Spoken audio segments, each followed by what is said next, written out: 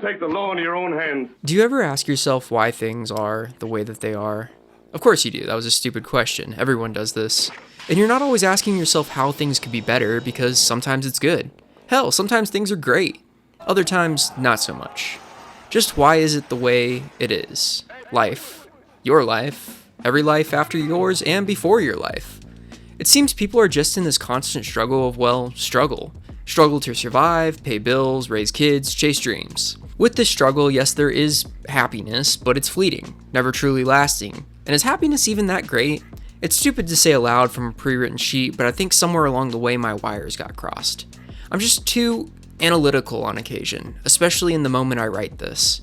Happiness to me lately is just another emotion, equal in value and reward to the slew of other feelings on the emotional spectrum. Stimuli or external events occur, I feel what I imagine is the appropriate emotion, I continue about my life, knowing that I will continue to feel more emotions. It's not the lack thereof emotions, it's just that I know what emotions are expected, and that they are temporary, objectively good or bad. This is all very surface level, I get that, but why is it that things have to be this way? I'm not asking for change, that's not what this video is about.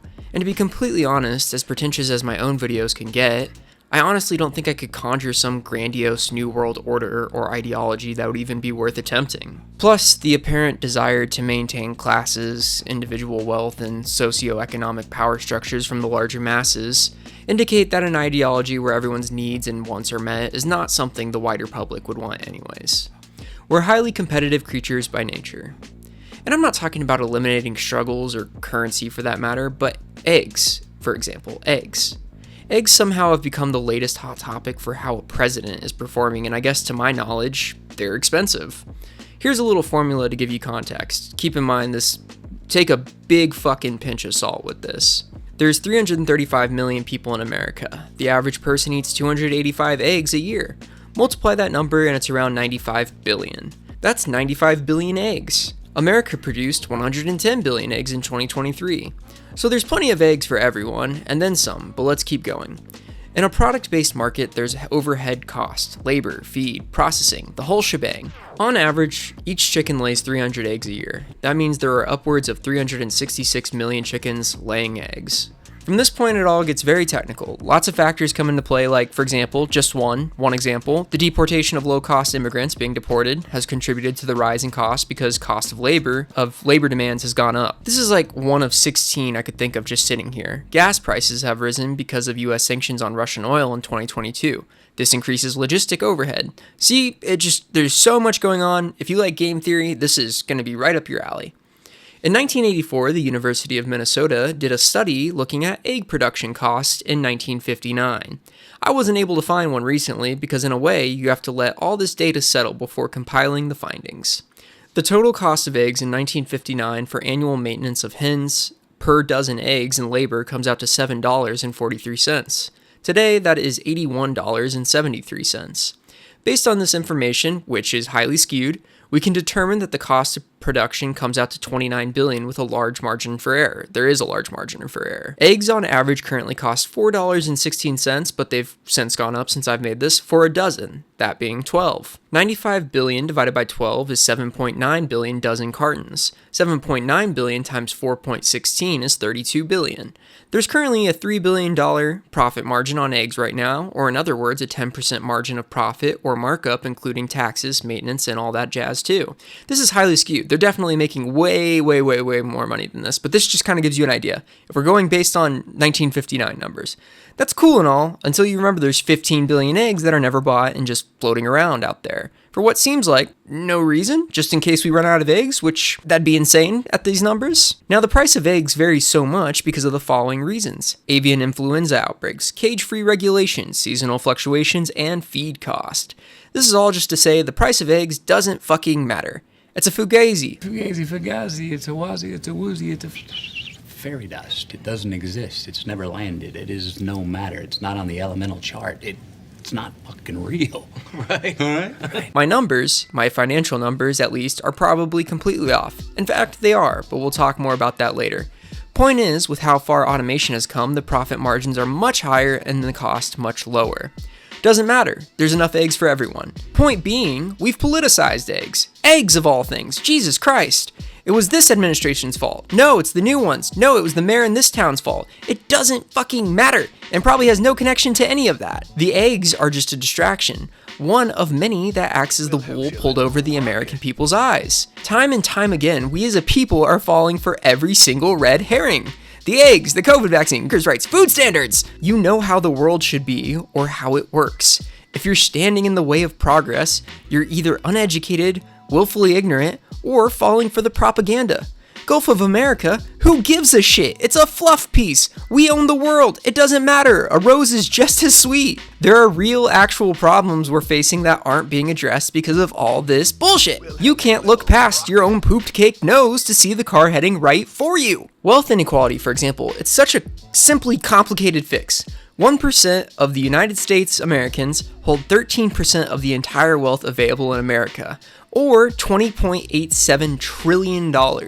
That's cool and all, but not so cool when this wealth is spent on living like a god. Yes, you should be rewarded for your hard work, but the system is stacked to give bajillionaires massive tax breaks so they're not paying the same proportional amounts you are. This is actively hurting the economy. The money shouldn't be spent on socialist policies or anything like that, as it's not my call. That's democracy in action. It'd be super cool if a little was, but that's not the point. Money, currency, is like water. There is a current, a flow. With less money in the flow of currency because of the hoarding of wealth, it creates stagnation and causes the wider public to spend less, causing the price of goods and services to flux. Sometimes the prices flux down when businesses want to sell more at a lower cost to stimulate demand, and sometimes to recoup losses for lesser demand. This is a word we don't hear often, but deflation is when the prices of goods decrease. This hasn't happened since 2009, spanning from the housing market collapse and the Great Recession. It took an economic crisis for the last time this happened. We could avoid a lot of hardship. I don't know if you remember the economy about to collapse like a couple of months ago, and economic turmoil if we just got that money out and about and put a cap less than the percentage proportional to that of the newly integrated wealth on goods. Don't change the amount given to the people in the middle class, but offer opportunity to those in the lower class. Demand would increase and supply would stay the same, causing a demand for a larger workforce to process this newly risen supply demand. You've created more jobs and balanced out the wealth. This is like my egg thing. It's probably super flawed, but we're talking about it and you're thinking about it now instead of fucking eggs.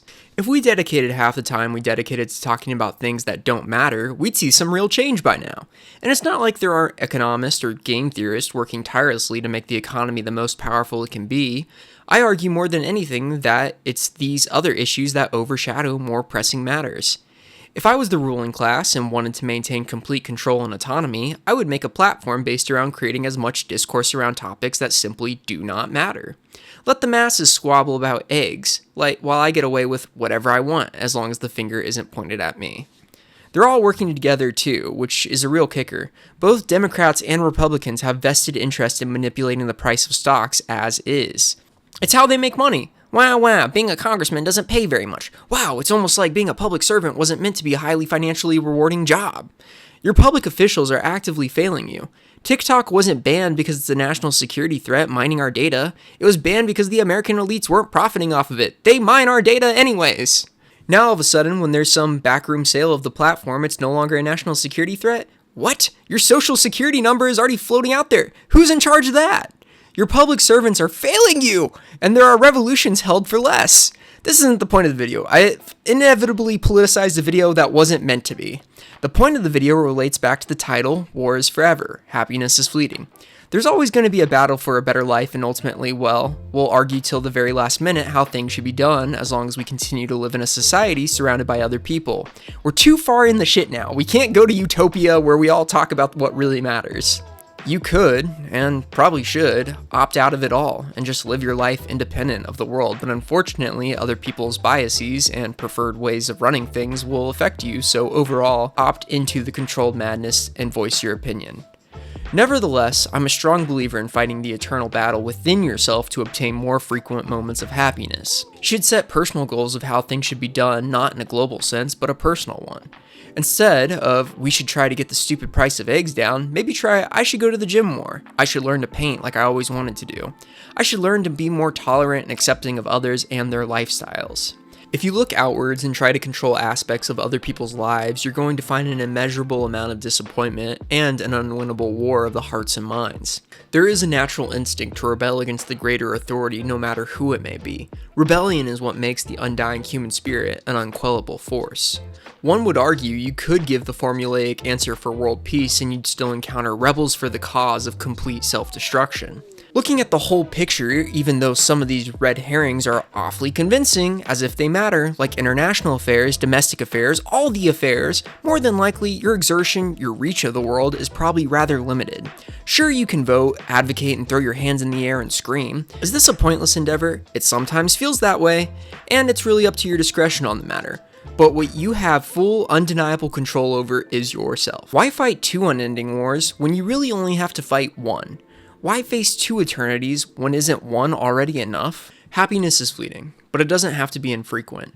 Nobody would notice your honorable bow out from the senseless bickering, and when there's such a concept of an endless war, there is undeniably an unmentioned boundless fighting force. There will always be another person to take your place, and if you ever feel so inclined to fall for the sales pitch once again, oh boy, I may not be able to say for certain, but it will be there waiting for you like you never even left to begin with. War is forever and happiness is fleeting. You will always struggle, but that struggle can be for something more noble. As there's much less people walking around that are truly happy, or at least content, than there are those who have picked up arms for the squabble to end all squabbles. Go in grace. Peace out.